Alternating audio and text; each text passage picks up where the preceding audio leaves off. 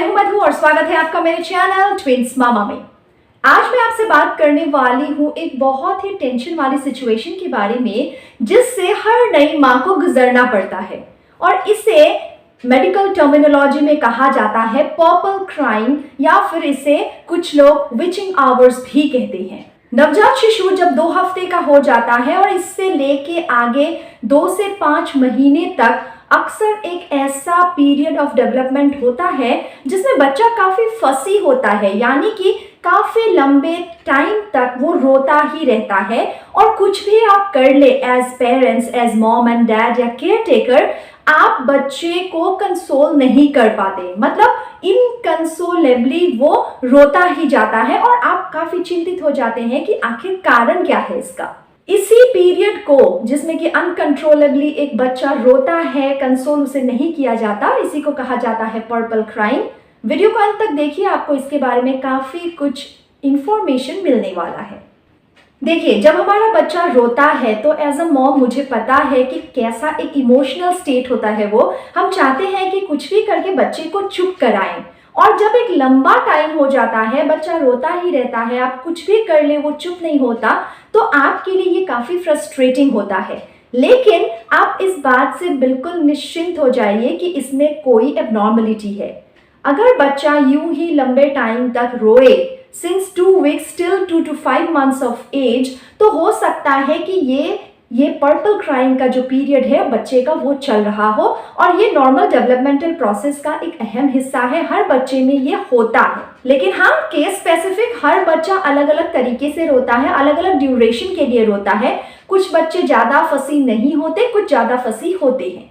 अब इसे purple crying क्यों कहते हैं? P stands for peak crying और U स्टैंड्स फॉर अनएक्सपेक्टेड। मतलब बिना एक्सपेक्टेशन के बच्चा सडनली, बिना किसी वजह से, बिना किसी स्टिमुलेटिंग फैक्टर से बच्चा बस रोने ही लगे।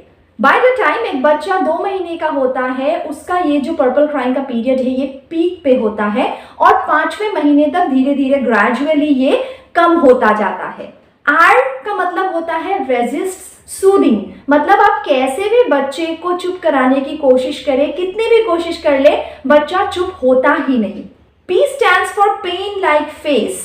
पेन लाइक फेस मतलब बच्चे को आप जब देखते हैं, बच्चा रो रहा होता है, आपको ऐसा महसूस होता है कि बच्चा काफी दर्द में है, हालांकि शायद उसे किसी स्पेसिफिक वजह से ऐसा कोई असुविधा ना हो रहा हो, लेकिन फेस पे ऐसा लगता है कि बहुत दर्द में है। लॉन्ग लास्टिंग यानी 24 घंटे में से क्यूमुलेटिव, एक साथ ही नहीं लेकिन थोड़ा थोड़ा करके ऑलमोस्ट 5 आवर्स बच्चा दिन भर में रो लेता है।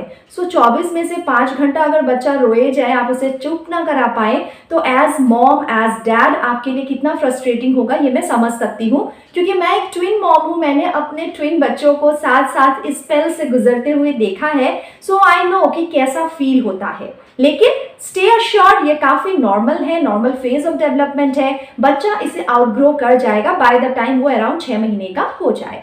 और इस पर्पल में लास्ट में जो ई है, इसका मतलब होता है इवनिंग। मतलब ऐसे जो भी रोने का स्पेल होता है, अक्सर देखा जाता है लेट आफ्टरनून से इवनिंग वाले टाइम में बच्चा ज़्यादा रोना धोना करता है और इसी टाइम को विचिंग आवर भी इसीलिए कहा जाता है। तो ये एक टेम्पोररी पीरियड है, आपको चिंता करने की ज़रूरत नहीं है। लेकिन अगर रोने धोने के साथ बच्चे को फीवर हो, वॉमिटिंग हो, किसी तरीके की कोई और असुविधा है जो विजिबल हो रही है, बच्चे के शरीर में कोई दाने वगैरह आ रहे हैं, तो ऐसा कुछ हो तो आपको अपने पीडियाट्रिशियन से as soon as possible contact करना चाहिए। और इसके साथ साथ अगर वेट गेन ना हो रहा हो बच्चे का सही तरीके से, ये भी एक रीज़न हो सकता है जब आपको चिंतित होना चाहिए और पीडियाट्रिशियन से बात करना चाहिए।